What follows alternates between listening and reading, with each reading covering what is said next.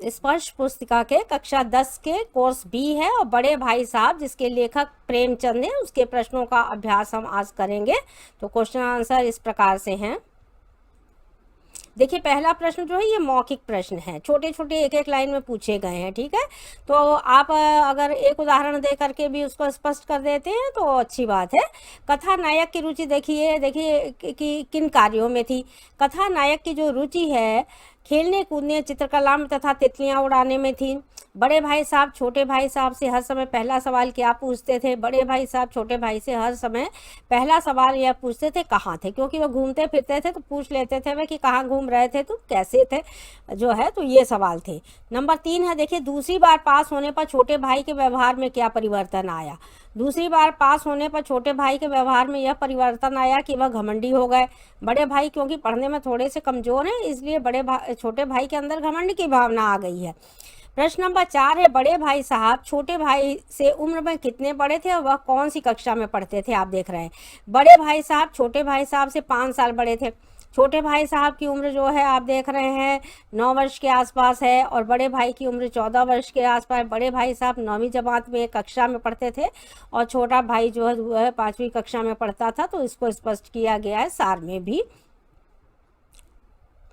अब बड़े भाई साहब दिमाग को आराम देने के लिए क्या करते थे? देखिए हर व्यक्ति की अपनी विशेषता होती है, कुछ ना कुछ रुचियां होती है और कुछ कार्य करने लगते हैं। थक गए तो कुछ और करने लग गए पढ़ने से। तो बड़े भाई साहब दिमाग को आराम देने के लिए किताब के हाशिए पर, यानी किताब का जो कोना अतरा है जहाँ पर खाली जगह है वो हाशिया कहा गया, वहाँ पर चिड़िया है, फूल है, कुछ ना कुछ जो है पेन इत्यादि से बनाने लगते थे और शब्दों की रचना करते थे। फिर देखिए लिखित है प्रश्न है, क निम्नलिखित प्रश्नों के उत्तर 25 से 30 शब्दों में आपको लिखने हैं। तो सार के हिसाब से आप 25-30 शब्द अगर थोड़े कम ज़्यादा भी होते हैं तो उनको आप गिनते नहीं हैं। 4 लाइन में अगर उत्तर आप दे देते हैं तो इसका मतलब 25-30 शब्द हो जाते हैं। तो इतना अनुमान लगाया जाता है और बात को पूरा कहने की क्षमता हर व्यक्ति में होनी चाहिए कि जो पूछा गया है हम उसको कैसे लिखें। छोटे भाई ने अपनी पढ़ाई का टाइम टेबल बनाते समय क्या क्या सोचा और फिर उसका पालन क्यों नहीं कर पाया? तो अगर सभी लोग टाइम टेबल बना लेते हैं बच्चे, लेकिन कभी पालन कर पाते हैं कभी नहीं, तो उसको भी आप देखिए एक मैसेज भी है पूरी कहानी में।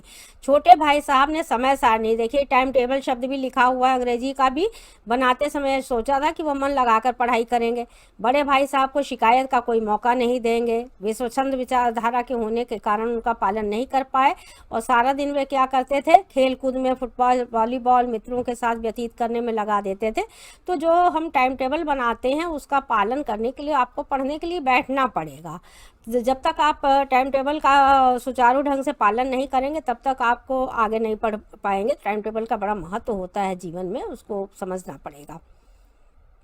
नंबर 2 है, एक दिन जब गुल्ली डंडा खेलने के बाद छोटा भाई बड़े भाई साहब के सामने पहुंचा तो उनकी क्या प्रतिक्रिया हुई? तो प्रतिक्रिया आप देखते हैं जब कोई व्यक्ति दूसरे को देखता है तो क्या प्रतिक्रिया देता है, कैसे बोलता है, कैसे डांट पड़ती है। एक दिन गुल्ली डंडा खेलने के बाद छोटे भाई का सामना बड़े भाई से हुआ। बड़े भाई साहब उसे समझाने लगे, इस बार कक्षा में अव्वल लाने पर इतना घमंड नहीं करना चाहिए। एक बार कोई चीज़ आपको उपलब्ध हो जाए तो आप ये ना सोचें कि ये हमारी परमानेंट हो गई और हमें मिल गई। और आप देख रहे हैं कि कहीं ना कहीं लोगों के दिमाग में ये आ जाता है कि अब हम तो बहुत बढ़ चढ़ करके हमें नंबर मिल गए तो हम आगे पढ़ने की बहुत आवश्यकता नहीं है। बड़े बड़े शक्तिशाली लोग भी इस घमंड के कारण बर्बाद हो गए, रावण जैसे लोग भी बर्बाद हुए। ये भाई ने उदाहरण दिया उसके सामने।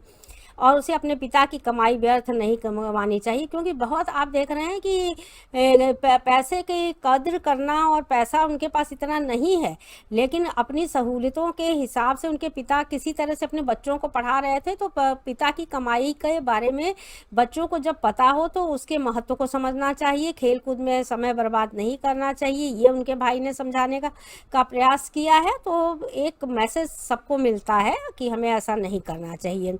नंबर 3 देखिए, बड़े भाई साहब को अपने मन की इच्छाएं क्यों दबानी पड़ती थी? छोटे लोगों को थोड़ा ज़्यादा स्वतंत्रता मिल जाती है और बड़े लोग जो है उनकी जिम्मेदारियां हैं, तो यहाँ पे इसी जिम्मेदारी का एहसास कराया गया है। बड़े भाई होने की वजह से बड़े भाई साहब को अपनी इच्छाएं दबानी पड़ती थी। अपनी नैतिक उनका कर्तव्य है निभाने के लिए छोटी छोटी चीज़ों को महत्व देते थे वे। और वह अपने भाई के सामने क्या करना चाहते थे, एक आदर्श प्रस्तुत करना चाहते थे। जब बड़ा भाई पढ़ने के लिए बैठेगा तो छोटा भी बैठेगा, जब बड़ा ध्यान देगा तो छोटे को भी कहने का वो हकदार बनते। तो आपकी भूमिका किस तरह की हो सकती है, यहाँ इसी भूमिका को दर्शाया गया है कि बड़े भाइयों की क्या जो है ड्यूटी बनती है। नंबर 4 है, बड़े भाई साहब छोटे भाई को क्या सलाह देते थे और क्यों। बड़े भाई साहब छोटे भाई को हमेशा पढ़ाई करने तथा परिश्रम करने की सलाह देते थे कि घमंड नहीं करना चाहिए, जल्दबाजी नहीं करनी चाहिए, नींव की मजबूती पर हमें ध्यान देना चाहिए, अध्ययन करने की ओर ध्यान देना चाहिए, अपनी इच्छाओं को दबाने का प्रयास भी करना चाहिए। ये नहीं हो कि जेब में पैसे हैं तो बाहर जा कर के हमने खर्च कर दिए और घर में पिता जो है कमाता रह गया। तो ये सारी चीज़ें बड़े भाई ने उनको बताने का प्रयास किया है। देखिए, बड़े भाई साहब का कहीं पर नाम नहीं आया है, समझ रहे हैं ना। प्रेमचंद का पाठ है तो इसका मतलब है कि कहीं अपने बड़े भाई की बात वो कह रहे हैं और एक कहानी के माध्यम से उन्होंने दर्शाने का प्रयास किया है। छोटे भाई ने बड़े भाई साहब के नरम व्यवहार का क्या फ़ायदा उठाया। छोटे भाई ने बड़े भाई साहब के नरम व्यवहार का फ़ायदा उठाया।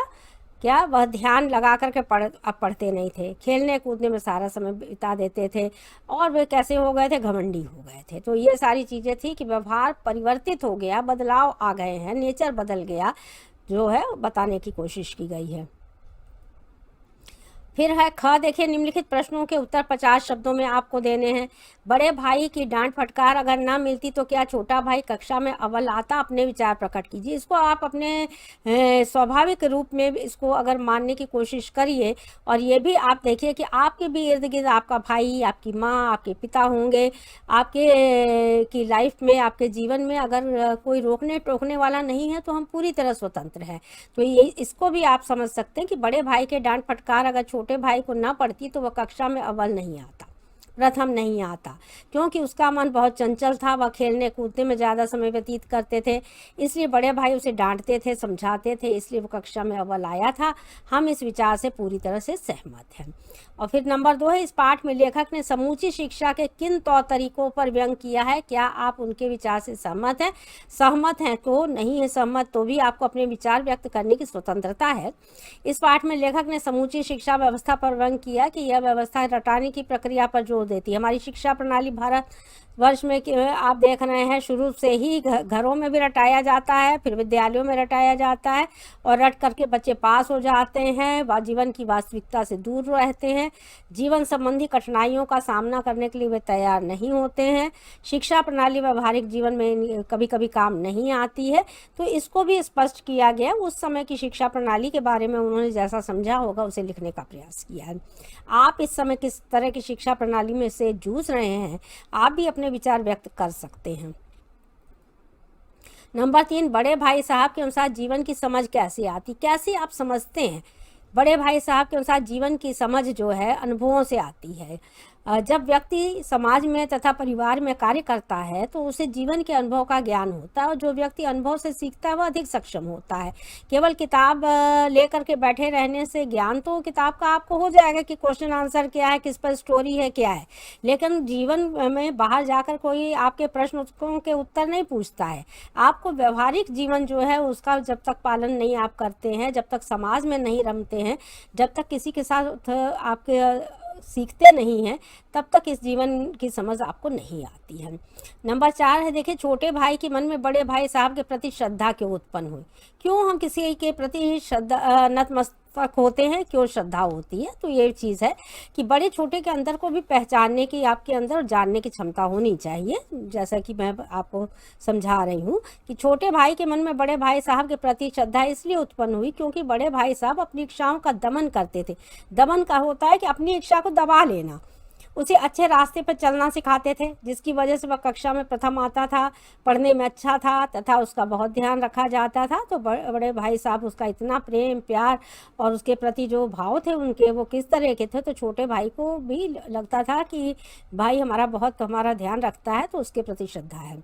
नंबर 5 है, बड़े भाई के स्वभावगत विशेषताएं बताइए। तो स्वभाव में उनके आप देख रहे हैं पढ़ने में निश्चित रूप से थोड़ा सा कमज़ोर है, फेल भी हुए। बड़े भाई साहब कर्तव्यनिष्ठ हैं, देखिए धैर्यशाली हैं, धैर्य है तभी सुन भी रहे हैं, कर भी रहे हैं। त्याग की उनके अंदर भावना है, भाई के प्रति आप देख रहे हैं निस्वार्थ प्रेम के कारण ही वो भाई के पीछे लगे हुए हैं, काम कर रहे हैं, परिश्रमी स्वभाव के, परिश्रम करने वाले हैं। नंबर 6 है, बड़े भाई साहब ने जिंदगी के अनुभव और किताबी ज्ञान में से किसे और क्यों आप देखेंगे महत्वपूर्ण माना है। तो बड़े भाई साहब जो हैं जिंदगी के अनुभव किताबी ज्ञान में से अनुभव को अधिक महत्वपूर्ण मानते हैं, क्योंकि बिना अनुभव के कोई भी व्यक्ति आगे नहीं बढ़ सकता। उसकी सारी समझ अनुभव के माध्यम से होती है।